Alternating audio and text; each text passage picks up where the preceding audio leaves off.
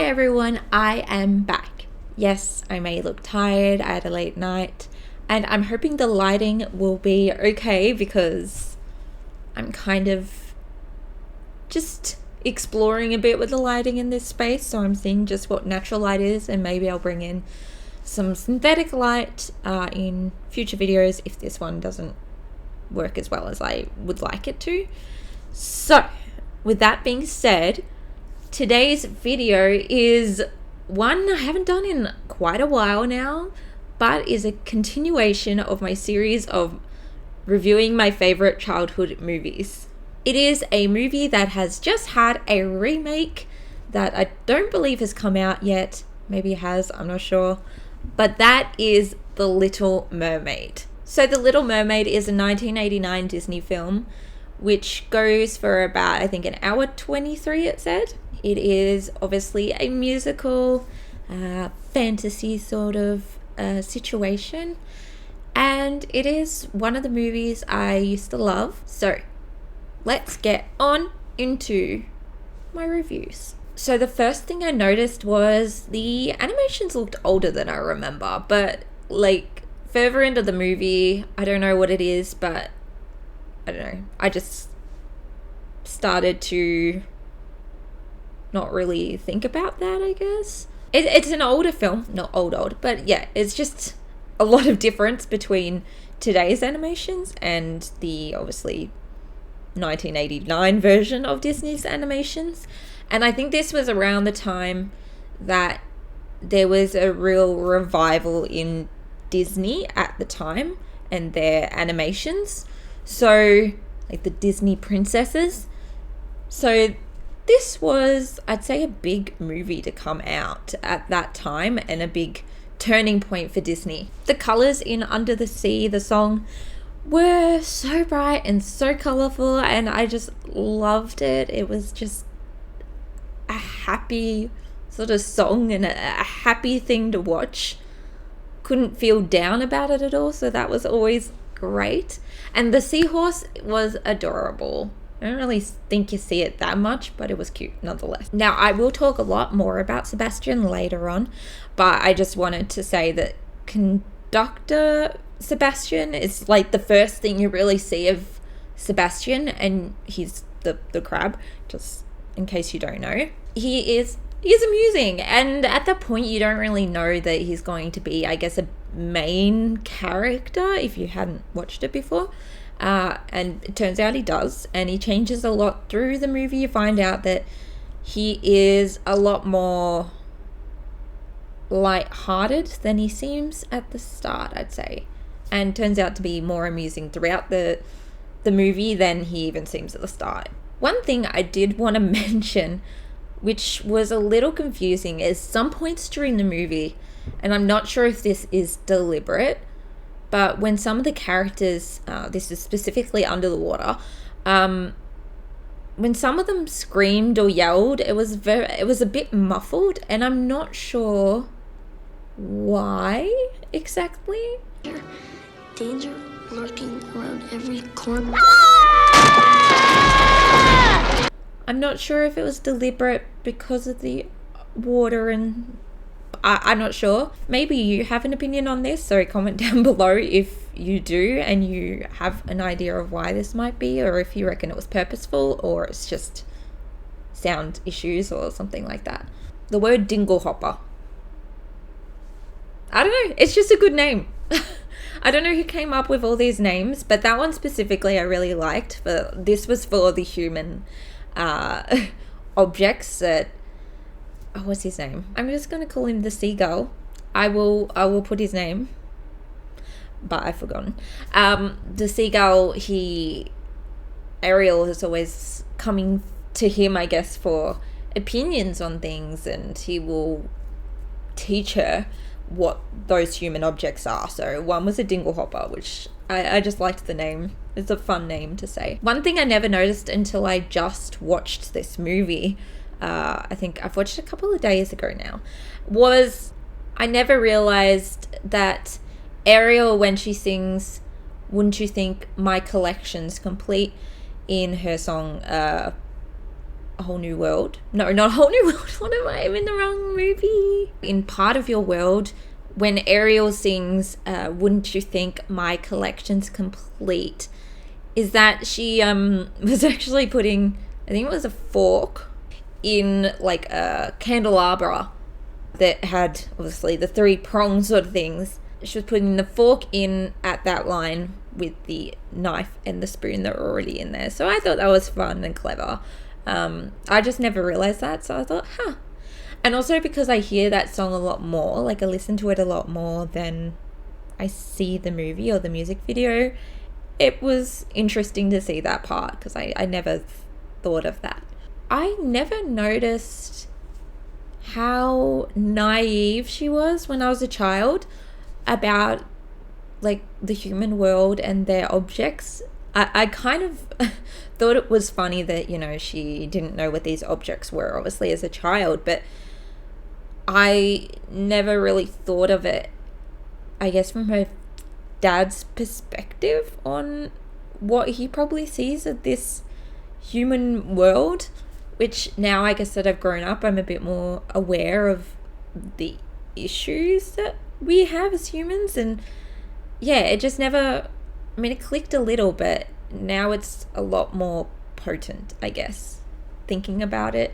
And yeah, just how naive she is that everything's so like great up in the human world, which is obviously not the case, especially in, I don't know what days those were, but whatever era this is meant to be set, it's I can guarantee it's not all sunshine and roses. Honestly, I really love the song Part of Your World, and all the songs in this are all pretty good. Like, I can't think of one that's bad. So it's honestly, it was releasing the bangers. I'm gonna say bangers, not really bangers, but it was releasing great songs in that movie, and honestly, it hits for that.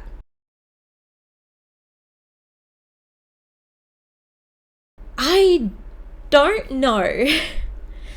I get what they were going for, honestly, but just gonna pinpoint bits here.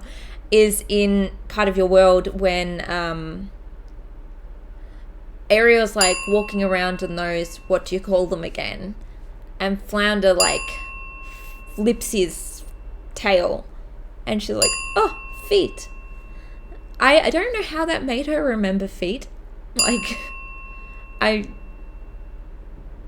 don't know, because I mean, Flounder doesn't have feet, it's a tail, so his tail and flippers, so I'm not sure. Or fins, flippers, fins, whatever. I don't know. But he does not have feet, so I'm not sure how that made her think of feet. But you know, that's really pinpointing, honestly. It just, I was wondering, like, how does that remind her? Like, she knows what she was talking about, she just forgot the word, so pointing down doesn't help anything, but, you know, I don't know. I was curious, though, from this song and from the movie in general, how she knows so much about the human world.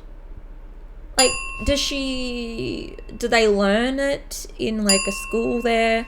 If they have school, like, from parents? But her dad doesn't seem like he'd really want to teach her, or anything he did would probably be, like, not pro-human beings. And I don't know, like, sorry, I'm really tired. So I don't know, or does she go up and watch them from afar? Like, does she just, I know sometimes she obviously watches, but like, how does she know so much about the humans, at least to an extent, like what it's called, like, feet are, and like, sorry, I'm saying a little like, but how does she know is what I'm wondering. Or does she go to the seagull, but the seagull doesn't really seem to know proper words for things, so I'm not sure. He seems like he'd be not knowing any of that, so I'm a bit unsure how she knows this, whether she just keeps watching them, but I'm not sure, or they learn it. The fact that they learn might be my best guess, but I really don't know. Sorry, I'm gonna read this note from my phone, but I couldn't help thinking how funny it would be, and I know it would completely change the tune of the movie and the direction of where it goes, but also probably if it's a childhood movie, there's some pretty interesting kids movies. So, but I couldn't think how funny it would be if Prince Eric said, when Prince Eric says, "Believe me, Grim, when I find her, I'll know without a doubt it would just, bam, hit me like lightning." If he actually got struck by the lightning, I don't know. I just thought it would be funny, but it would change the tune of the movie, and it was what popped in my head, and maybe that's morbid, but I just thought it'd be funny. It just fit the tone of the movie at the time, and there was lightning that happened just after that, but obviously it did not hit him. So, yeah. They obviously had shipwreck though, so there's that. One thing, and this is just, it's a kid's movie, and it's a movie, is that when the lightning like hits does it hit the ship? I think it hits the ship. Anyway, it gets really stormy, and obviously things aren't going great on board. People are getting, waves are splashing up, and they're trying to fix everything. Anyway, the ship ends up on fire, and Prince Eric runs through flames magically, without a scratch on him, without a burn, because later he ends up washed up on shore, and he's honestly pretty good. He's unconscious, but he's intact, which is impressive. Honestly though, I think Prince Eric is probably like one of the most attractive princes in Disney, and I'm sticking with it. Like, he's a good looking prince, I'm gonna say. I have to say, everyone should know this scene. I'm sure everyone's seen at least a picture of it. The scene where she's singing up on that rock is iconic. It's an iconic scene. I don't know how you would forget that scene, or that the image is like ingrained in my head. It's an iconic scene. I don't know how you wouldn't have seen it. Obviously you would have. I'm sure. I can't think of it any other way. There's no other way. You had to have.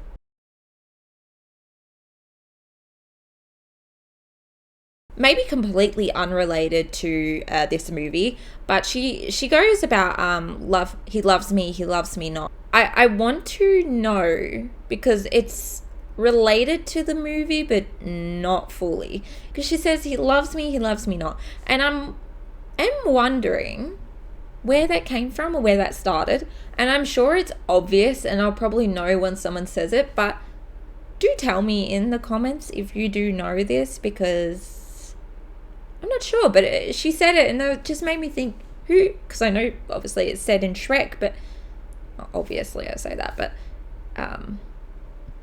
it may not be obvious to anyone but me, but it's said in Shrek. And yeah, I just wonder where that came from. Under the Sea, the place, seems awesome. I get that, you know, people crave something that's different and whatnot, and I'm sure there's more to it than what we see in this movie, but being in the ocean seems great in this movie. They're playing instruments all over the place. They're just creating musicals all the time. She loves to sing, so surely that would be a good thing. I don't know, it seems like a great place. I don't know why she wants to leave it so much. I know she's a teenager, and, you know, she wants to be up and something different, and I don't know, but honestly, I would live under the sea. Under the Sea seems great. Also, how rude of Ariel. She left in that song of Under the Sea when Sebastian was putting on an absolute show. That was a fantastic show. I would see that show, and she left.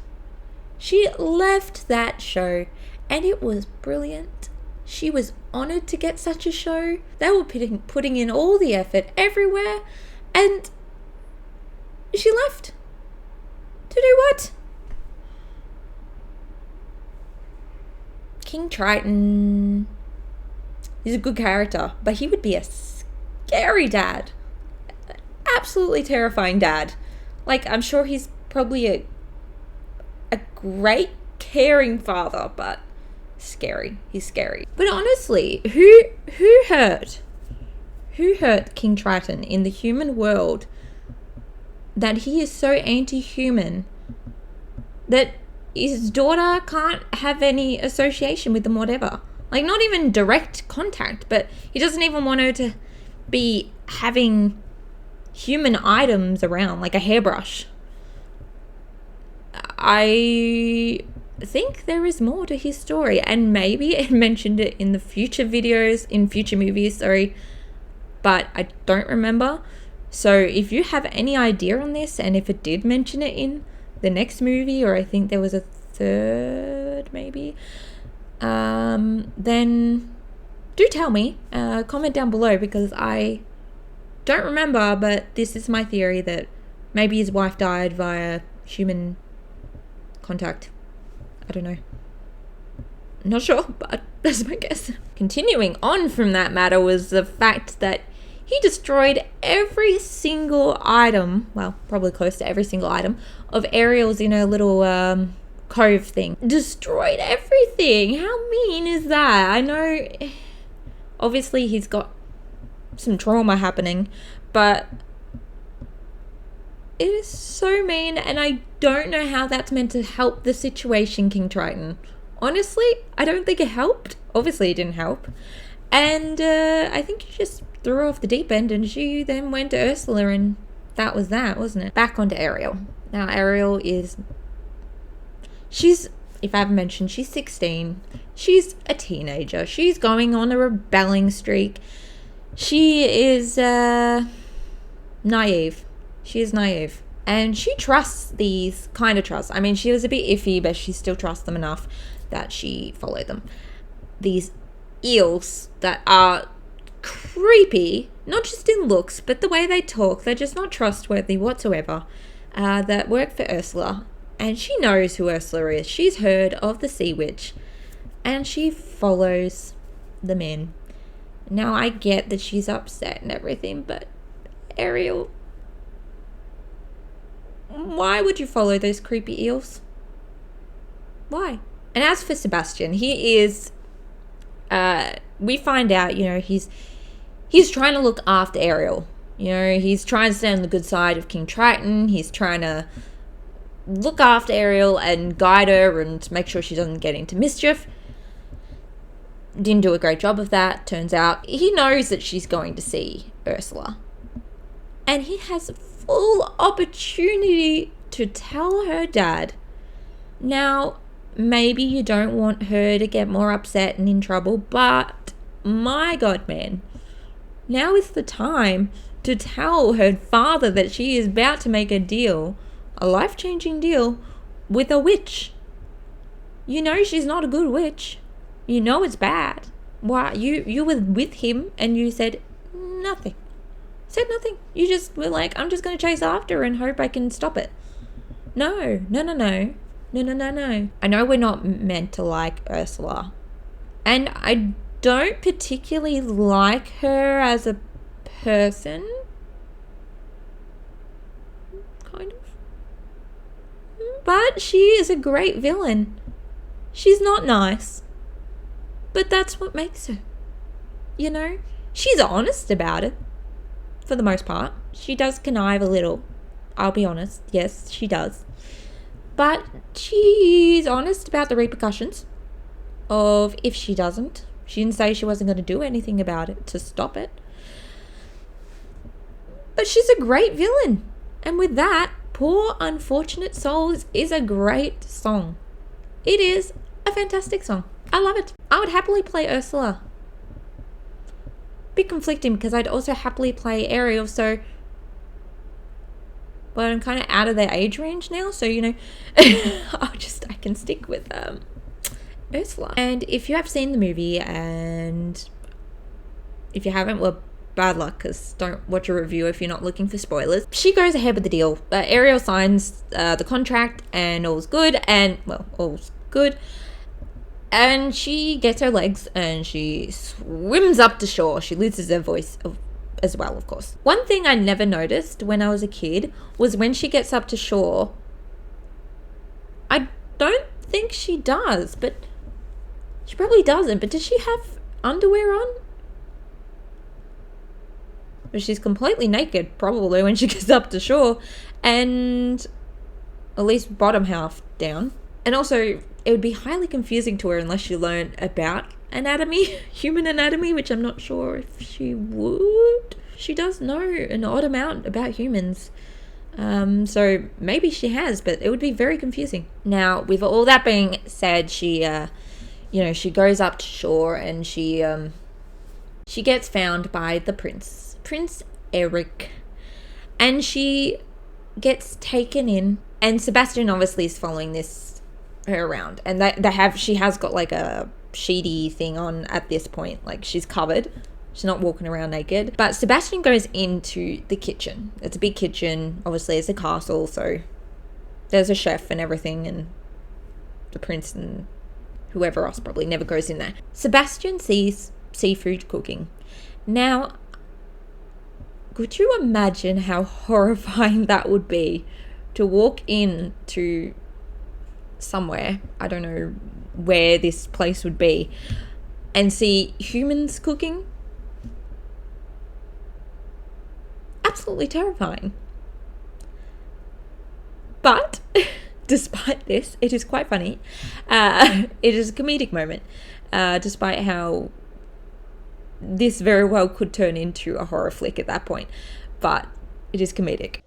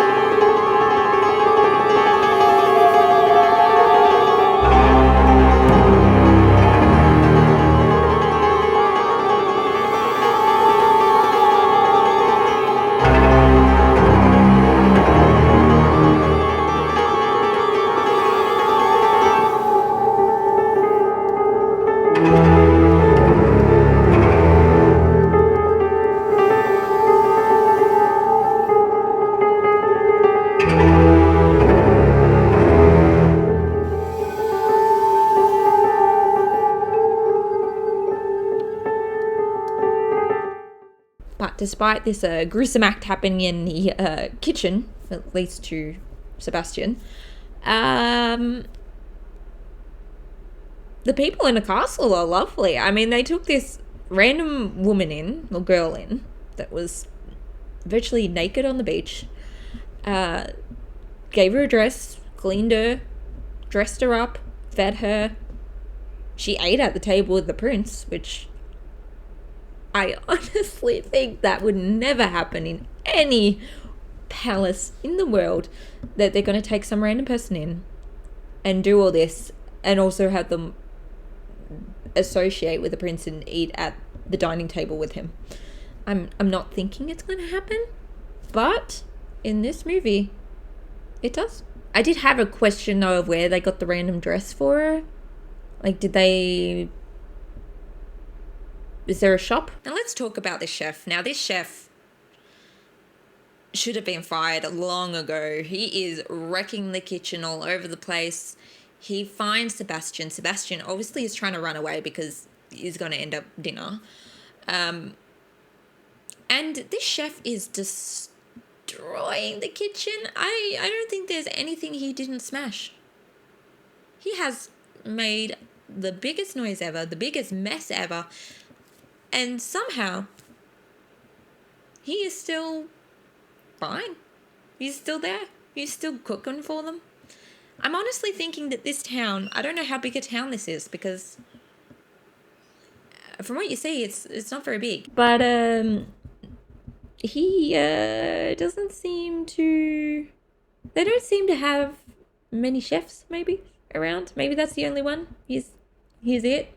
They're like, oh, well, got to take what we can get. You can cook, so at least we're not going to get salmonella. I don't know. I wouldn't guarantee it from the way he was cooking, though. So, I don't know, but he would have been fired if it was me. And when he finds Sebastian, he says, and I will quote, and he's singing also, "How could I miss such a succulent crab?" Now, looking at Sebastian, in size comparison to this chef, he is not a succulent crab. He is a tiny crab. I don't know how small Sebastian is, but he would not be a good crab for eating, I'll be honest. So succulent is not the word. Definitely not the word. And I could see you would easily miss him because he's small. He's small. I don't know why you would, but this chef seems to have a vendetta against this crab, and he's determined. Now, I know I'm a bit all over the place, but I'm kind of just following my thoughts throughout this movie. So I'm following a timeline of the movie that Ariel and Sebastian, they have a great dynamic. Ariel's naive, and she's awkward. She's honestly awkward, especially up in the human world. She doesn't know what things are. She doesn't really get what's happening. Sebastian seems more aware in ways, but he's just trying to survive. And he's just so caring. He really cares for Ariel. And at one point you think maybe it's just he's scared of King Triton, but I do think he genuinely cares about her, and you realize that more as the movie goes on. Continuing on with this point about how nice they are to Ariel, Eric starts dating Ariel, which is even now would be highly rare for a royal family to be so relaxed about who this king is dating. This girl can't even talk. She rocked up from who knows where. They don't even know where she came from. She's weird. I mean, she, didn't even know how to use a fork. She was brushing her hair with it. So I don't see that happening in life. They're very relaxed about it. They don't really care who's going to lead the nation, I guess. Now, throughout this movie, following this along, because obviously she's dating Eric, essentially, and things are going well between them. And they haven't kissed because the kiss has to happen to seal that, everything's going to work for her, and she lives a happily ever after, essentially.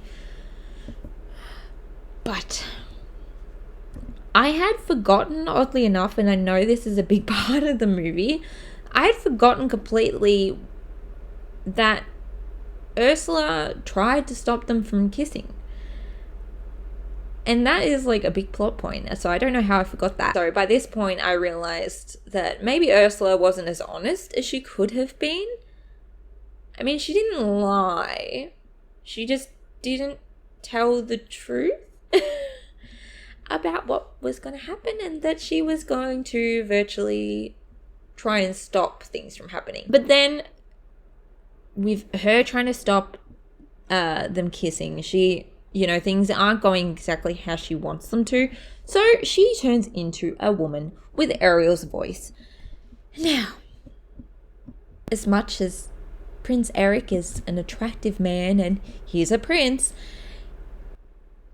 did he honestly just want to marry this woman because of her singing voice? Because as soon as he hears this other woman singing with the voice of Ariel, He's marrying her. He's like, I'm gonna marry her now. Forget this other girl I've been spending however long with. She may be what I want. And, you know, she seems to be bonding well with me, and we like each other, and, you know, I don't know, but suddenly he's just dumped all that and he is marrying some woman just because of her voice. I don't know if this is the right man for you, Ariel, because he just dumped you for a woman that had a good singing voice.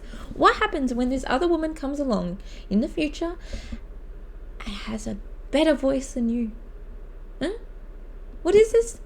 He's just gonna leave you for this woman with a better singing voice. I don't know if that's good. That's not good enough, Ariel. It's not. Nah. Obviously, Prince Eric has met this woman who turns out to be Ursula, and he's going to marry her on a boat really quick. That's it, they're marrying. Now, obviously things aren't going well. Everyone finds out that Ursula is a sea witch, or the woman he's marrying is Ursula the sea witch, and, you know, that she pinched Ariel's voice because Ariel eventually is able to get it back through a locket thing. Anyway, we won't go too much into the whole storyline because it would take me 5 years. King Triton comes up. Does Sebastian go and get him? I think so. And he is the saddest looking little creature when the witch decides, or he sacrifices himself for the witch to take his soul or whatever. He's like a little wormy looking thing. It's very sad looking. And I feel very sorry for him because it's just so sad looking. It's just this little creature, and it's so different from the King Triton we usually see. And of course, a scene that I always remembered as a child was this big, giant Ursula, who was scary then. And yeah, it would be terrifying having this big Ursula. She's a scary looking woman. Especially when she's bigger than a ship. I don't know how big she is, but she's huge. I forgot that Prince Eric stabbed Ursula through the stomach with a ship.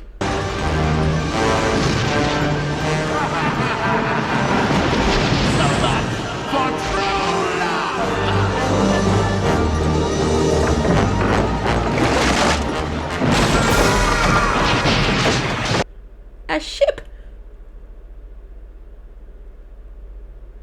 Harsh. I mean, it's not harsh really, but ouch. I just forgot that happened in the movie.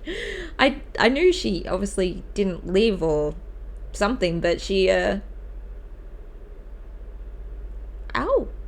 Anyway, obviously things work out. Ursula's dead or whatever, and Ariel is, you know, father grants her happiness because, I mean, really, or grants her to marry Prince Eric. I don't know, but he allows everything to happen.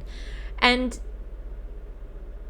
I understand that to an extent because he's probably thinking, well, all this, and the main thing that's happened was the this sea witch was the issue, but which is obviously an undersea creature. But at the same time, Prince Eric, I don't know if I would have granted him because he was about to marry that woman. But maybe it's the voice had powers, but then does that mean Ariel's just putting powers on people when she sings? Like, is she hypnotizing? Or is it just the sea witch had powers? Obviously, she had powers, but did she, like, hypnotize him into it? Or was he just willingly going to marry someone because of their voice? Like, that's not a very nice thing. Sorry, I'm just not for Eric and his marrying people purely for their singing voice. I think that is not a thing to base your marriage on, but nonetheless, he at least partly did with Ariel because he's marrying her now. She's got her voice back. But honestly, I know that all this happened and the dad's granted him her hand in marriage virtually, but she is 16. She is very young, and I guess maybe in those days you married young. I don't know what it is under the ocean, but that is very early. She is a child.